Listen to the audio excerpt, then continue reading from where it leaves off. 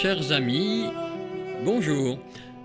Après avoir consacré une émission aux chansons dans le cinéma, donc au début du cinéma parlant, donc à partir des années 28, 29, 30, où ça s'est systématisé, eh bien nous poursuivons avec les chansons dans le cinéma de la Deuxième Guerre mondiale, avec juste une petite piqûre de rappel. Dès 1927 aux États-Unis et de 28 à 30 à peu près, partout dans le monde entier, le cinéma parlant, puis sonore, puis musical, puis totalement synchronisé, se systématise à de rares exceptions près dans le monde. Et le monde qui est producteur de longs métrages est dans un sens de plus en plus universel. On y trouve encore abondance de chansons, ce que nous avons donc vu dans une émission qui nous avait transporté de 1929 à 1938, très précisément. Alors, que ce soit des emprunts extérieurs, c'est-à-dire des chansons qui existent déjà, il y a quand même très souvent, avec l'acteur ou l'actrice qui sont les vedettes des films, des chansons originales, spécialement faites donc sur mesure pour qu'ils puissent se mettre un peu en avant, un peu intégrés à l'action, d'ailleurs plus ou moins bien. C'est un peu un arrêt sur image qui rappelle, toute proportion gardée, l'air dans les opéras ou les opérettes, donc opposés au récitatif ou au passage parlé, où l'action est donc plus marquée. Les raisons sont esthétiques, mais surtout commerciales. Ça fait vendre des disques. Les passages radio sont évidemment très importants. C'est souvent pour cela que nous avons conservé les musiques de ces films par les disques qui en ont été diffusés par la suite. Il y a assez peu de musique instrumentale pour le cinéma de l'avant-guerre et donc encore de la guerre. Alors bien sûr, il y a aussi beaucoup d'adaptations de pièces lyriques déjà au départ. Les opéras dont je viens de parler, des opérettes, des comédies musicales, des revues pour les films américains qui deviennent des films et forcément la musique y est très abondante. Alors pendant la Deuxième Guerre mondiale, et là on va se consacrer à la France aujourd'hui, eh bien le tournage continue à un rythme très soutenu, le tournage de films, et cette habitude va perdurer intensément, se poursuivant même dans les années 50 et devenant simplement un peu plus rare à partir des années 60, mais il y a encore des exceptions récentes où il y a des chansons dans les films. Alors, c'est plus ou moins justifié, comme je disais tout à l'heure, ou alors simplement de l'art et de l'essai ou quelque chose de nouveau. Et bien sûr, Michel Legrand, Les Demoiselles de Rochefort ou Les Parapluies de Cherbourg, où c'est entièrement chanté, c'est très particulier. Ou alors, quand il y a des chansons dans le film, parce que c'est un chanteur, Elvis Presley par exemple, dans ses films, il y a beaucoup de chansons qui sont plus ou moins intégrées dans l'action. Alors faisons notre marché un peu égoïstement, c'est moi qui choisis, il n'y a pas de tonalité particulière, il y a surtout une abondance de biens et beaucoup de disques qui ont été donc diffusés de toutes ces musiques de films. Et là, nous sommes donc à partir de 1939, au moment où la guerre va être déclarée, et avant, et bien sûr, l'occupation allemande à partir de 1940, de juin 40, qui va modifier largement la production des films, et ils ne désempliront pas pour le moment, la zone sud étant un peu privilégiée pour produire des films un peu plus indépendants, mais enfin, ça ne durera pas. Et après la libération, des films en tournage seront abandonnés parce que leurs acteurs ou leurs réalisateurs ostracisés, bon, ils reviendront souvent sur le devant de la scène quelques années après, ou parfois poursuivis quand même et un peu modifiés pour être dans la tonalité de la libération. Donc, période particulière pour le cinéma, pour la chanson de cinéma, de 1939 à 1945. Et je plonge tout de suite avec un film qui est sorti en 1939, donc au tout début de la guerre. Ce film s'appelle Une Java, de Claude Orval. Il met en vedette, parmi d'autres, Fréhel, la chanteuse exceptionnelle, à une carrière malheureusement très courte, puisqu'elle est décédée en 1951, et ce tube interplanétaire qui s'appelle La Java Bleue. Dans le film, elle joue une patronne de bal musette.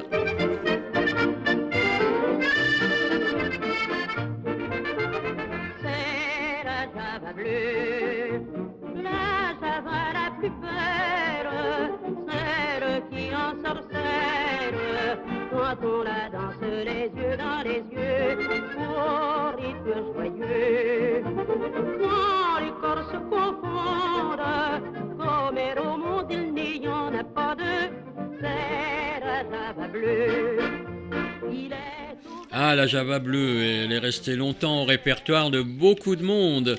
En 1939, sorti le 6 décembre, donc la guerre a déjà été déclarée, Ray Ventura et ses collégiens, très présents dans le cinéma depuis le début quasiment du cinéma parlant en France, nous produit pour un film qui s'appelle Tourbillon de Paris, quelques chansons qui resteront longtemps au répertoire, Ray Ventura et ses collégiens, musique bien sûr de Paul Misraki, un vétéran du cinéma puisqu'il tournera, il composera des films encore dans les années 80, il est mort en 1998.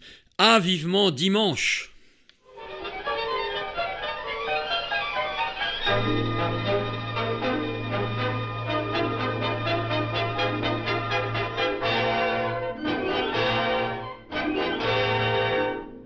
Savez-vous tout ce qui compte lundi, mardi et mercredi? Savez-vous ce qu'on raconte jeudi, samedi et vendredi? Savez-vous ce qu'est la vie, du plus grand Jusqu'au plus petit. Ah, dimanche, dimanche, on aura du bonheur plein les bras. Ah, dimanche, dimanche, on fera tout ce qui nous plaira. C'est le jour. Eh oui, Ray Ventura et ses collégiens. Allez, une autre du même film, Tourbillon de Paris. Tiens, tiens, tiens, ce sont devenues d'ailleurs des chansons souvent connues en dehors du film dont elles sont issues.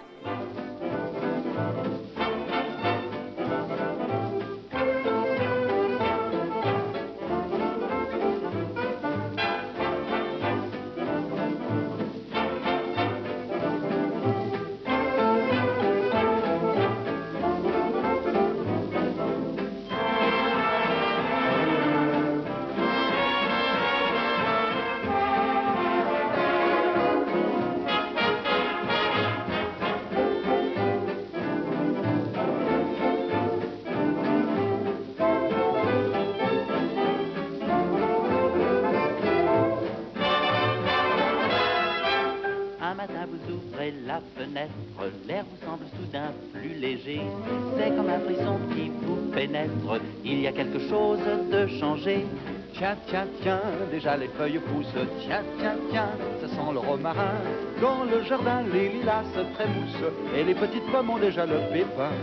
Tiens, tiens, tiens, les chiens lèvent la patte. Tiens, tiens. Cinéphonie avec Jean-Marc Illy sur RCF. Alors une forme d'insouciance dans cette drôle de guerre, le temps de faire son effort de guerre avec une chanson extraordinaire, on ira pendre notre linge sur la ligne Siegfried. Ray Ventura, juif pourchassé, à partir de là interdit d'exécution, va quitter avec ses musiciens les plus importants pour aller en Amérique du Sud. Il y avait dedans Henri Salvador, il y avait évidemment Paul Misraki et tout un tas de beaux mondes. Et il va laisser son affaire à Raymond Legrand, dont on reparlera, qui lui va assurer l'intendance, n'étant non juif et autorisé à faire de la musique pendant la guerre. Et oui, la guerre, c'est ça aussi. En tout cas, Ray Ventura plie armes et bagages pour s'en aller. Il a quand même eu le temps de faire ça et il reviendra après pour s'amuser de la même façon. En 1940, sorti le 20 février 40, on est encore dans la période de guerre non occupée, si je puis dire, un film qui s'appelle Battement de cœur de Henri Decoing, qui poursuivra une carrière assez longtemps après la Deuxième Guerre mondiale. Marie de Danielle Darieux, que l'on va trouver bien sûr comme actrice et comme chanteuse. Voici une charade de Battement de cœur d'Henri Decoing.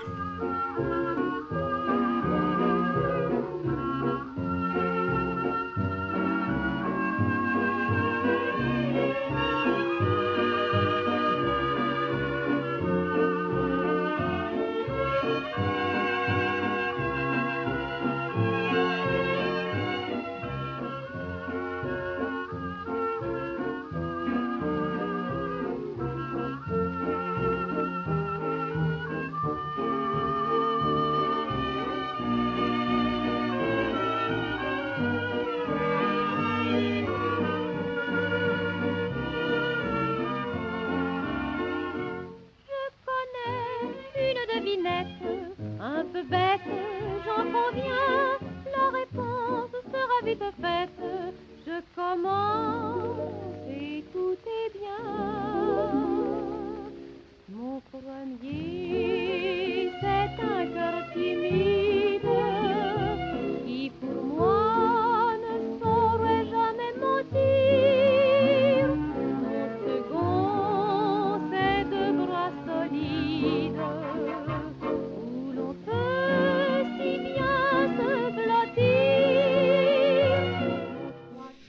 oui, Danielle Darrieux, née en 1917, est morte en 2017, 100 ans. Voilà, le cinéma avant l'occupation, mais on a l'impression par la suite que rien ne va vraiment changer, ni dans le style, ni dans les acteurs, ni dans les musiciens. Là, c'était Paul Misraki qui avait encore composé ce film, et lui, il va partir aussi en Amérique du Sud avec Ray Ventura, et il laissera sa place à Raymond Legrand, dont j'ai déjà parlé, le père de Michel Legrand, qu'on va retrouver un peu plus tard dans cette émission. En 1941, un film est tourné qui s'appelle Cartacalla, la reine des gitans, avec comme héroïne Viviane Romance, qui est surtout connue comme danseuse. Alors elle chante pas très bien, du coup c'est Marie-Josée, une grande chanteuse morte en 2002, très très âgée, qui va doubler en quelque sorte, dit-on, Viviane Romance. Voici la chanson gitane de ce film, Cartacalla.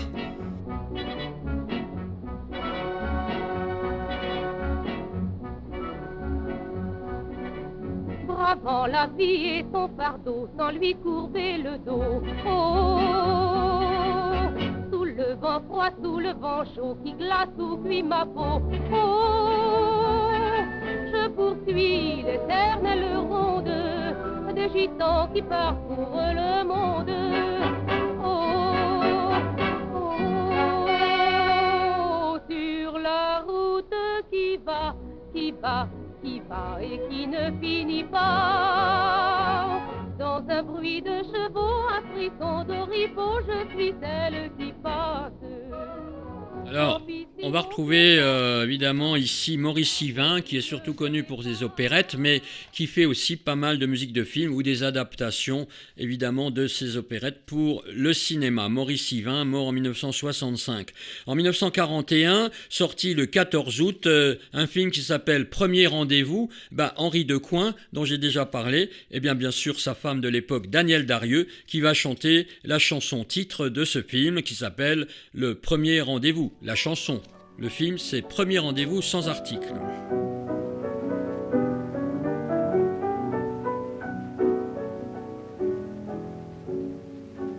Ah, qu'il doit être doux et troublant, l'instant du premier rendez-vous, où le serment de notre solitaire s'envole en frissonnant vers le mystère.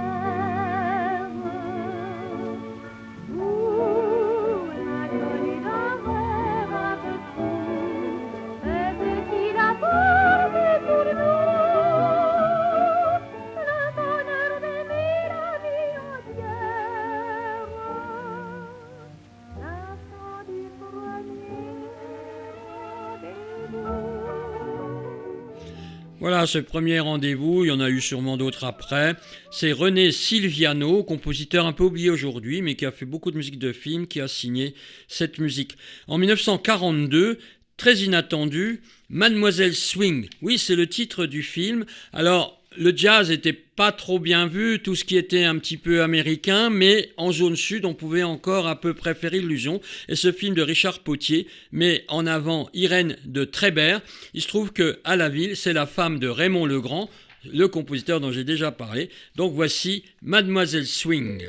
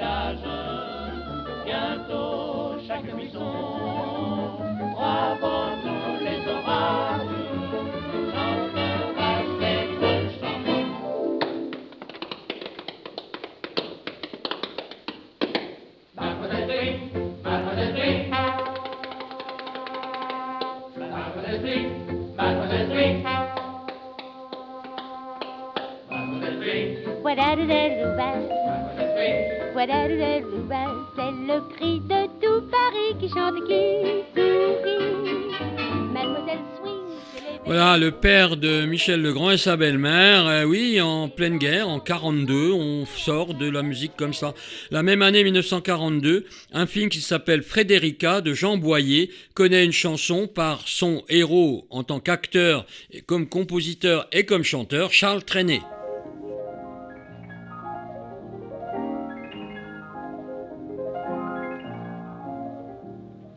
Depuis l'enfance, je pense à cet instant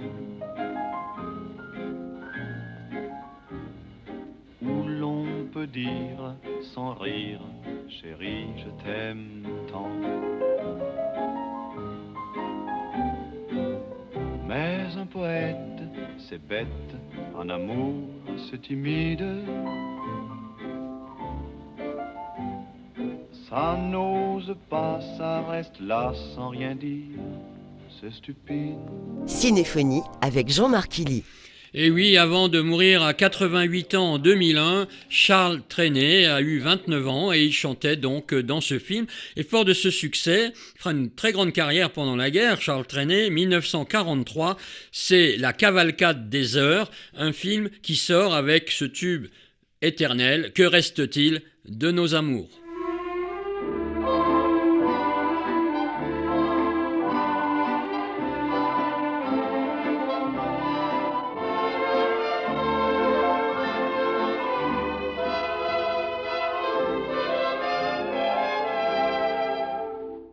Ce soir, le vent qui frappe à ma porte me parle des amours mortes devant le feu qui s'éteint. Ce soir, c'est une chanson d'automne dans la maison qui frissonne et je pense aux jours lointains. Que reste-t-il de nos amours? Que reste-t-il de ces beaux jours? Une photo, vieille photo de ma jeunesse. Alors c'est bien une chanson de Charles Trenet, mais qui a été réutilisée un tout petit peu après avoir été écrite, un an après. Elle avait d'abord été enregistrée par Lucienne Boyer et Roland Gerbaud, mais voilà, elle a été utilisée dans ce film presque au moment où il l'avait composée. En 1943, pour le film qui s'appelle Feu Nicolas de Jacques Houssin, on va retrouver Léo Marjane qui va donc chanter « J'ai vendu mon âme au diable ». La musique est de Loulou Gasté qui a été le mari de Lynn Renaud.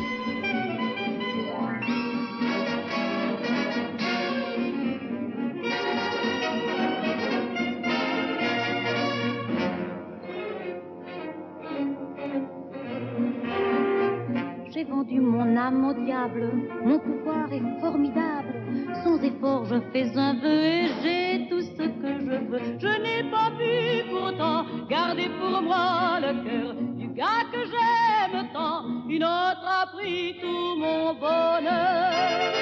J'ai vendu mon âme au diable, mon pouvoir est formidable.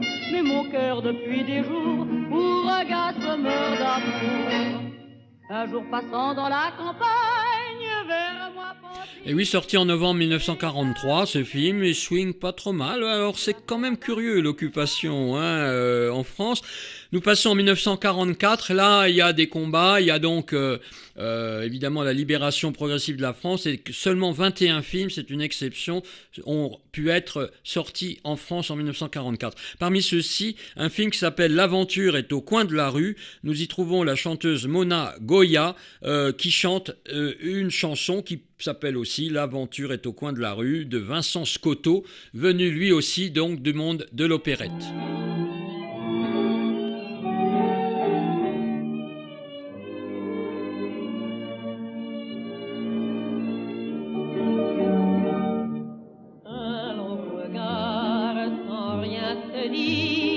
Pris au hasard de votre chemin, un simple mot dans un sourire a tracé votre destin. L'aventure est au coin de la rue. Aujourd'hui c'est pour moi et demain pour vous. Et le Et vous comprenez encore mieux en écoutant toutes ces chansons, parfois connues en dehors du cinéma, l'intérêt commercial qu'elles ont eu à être produites et à être diffusées, et c'est de bonne guerre. On va rester encore en 1944, mais sorti seulement en 1945, chanté par Lucienne Delille, une grande chanteuse de l'époque, Le Roi des Resquilleurs. Alors c'est un remake de 1930, moins connu que la première version, mais on retrouve Loulou Gasté comme compositeur, associé à René Silviano, que nous avons aussi entendu précédemment.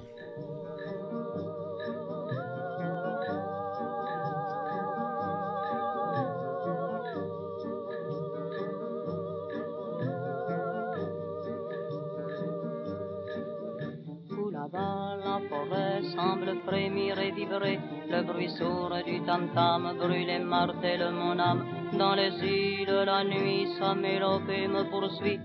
Mais j'irai tout là-bas pour y retrouver l'oubli. Domingo, ta chanson n'est plus qu'un rêve. Domingo, que le vent du sud achève. Cinéphonie avec Jean-Marc Illy. Voilà, certains ont connu cette chanson Domingo qui fut un grand succès à cette époque. Et nous arrivons en 1945 où progressivement la France se libère et les tournages reprennent, où on finalise des films qui étaient déjà commencés, ou comme celui-ci, il sortira seulement en avril 46, mais il est bien entamé en 1945. Ce film s'appelle Madame et son flirt, et c'est Gisèle Pascal, une chanteuse bien oubliée aujourd'hui qui a vécu presque 90 ans, qui chante. Un oiseau chante, c'est Loulou Gasté qui a composé cette chanson.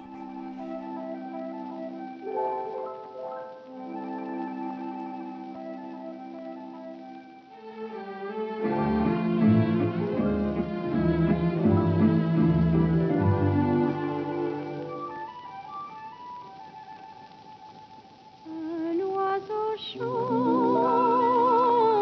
dans mon cœur et sa chanson est douce comme une caresse.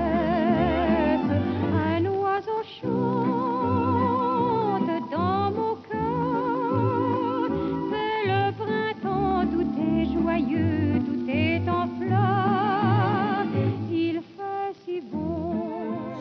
Alors nous poursuivrons dans une prochaine émission les chansons après-guerre et on verra que sensiblement, évidemment, elles vont suivre les modes, notamment jusque dans les années 60 où elles seront un peu plus rock'n'roll et c'est normal, on a déjà senti une certaine évolution évidemment. Et nous terminerons avec un film qui est sorti le 6 avril 1945, juste avant évidemment le 8 mai 1945, donc tourné pendant la guerre pleinement. Il y a Martine Carol et il y a Georges Guettari, qui est un grec qui était né en Égypte, qui fera une très très longue carrière, notamment dans l'opérette. Ce film, c'est 30 et 40 de Gilles Grangier. La musique est de Luigi, qui est un grand compositeur d'origine italienne. Alors nous nous quittons avec La gamme et l'amour, Georges Guettari en 1945. À suivre.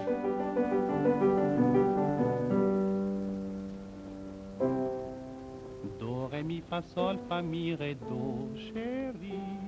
N'avez-vous jamais sur le piano compris de chaque note le langage? Tant d'amoureux les ont chantés, chacune a son identité. Mais approchez-vous un peu plus près, que je vous apprenne leur secret. Le do c'est l'amour, le ré c'est toujours, et c'est vous mamie. Le fa c'est mon cœur, le sol j'en ai peur, c'est une folie. Le la dit tout bas, si votre cœur bat, que c'est pour la vie. Venez dans mes bras, ce petit air